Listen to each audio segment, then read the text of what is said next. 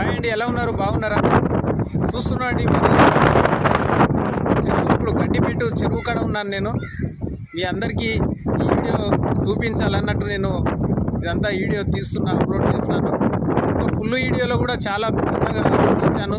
ఈ విషయం గడ్డిపెట్టు కోసము ఈ హిమత్నగర్ అని పేరు పెట్టడం జరిగింది. అప్పట్లో దీనికి చెరువుకు దాదాపు అంటే 100 ఏళ్ళ చరిత్ర ఉంది. ఇది చాలా పెద్ద గండిపేట అనమాట. ఇది అప్పట్లో నిజాం అలీ ఖాన్ కట్టించిన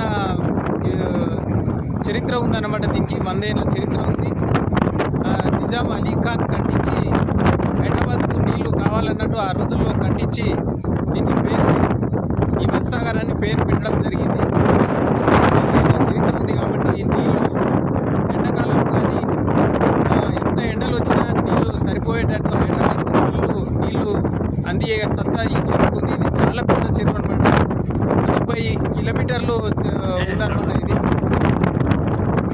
దీనికి అంత సత్తా ఉంది. చూడండి ఎంత మంచిగా ఉందో. మీరు కూడా ఎంజాయ్ చేయండి.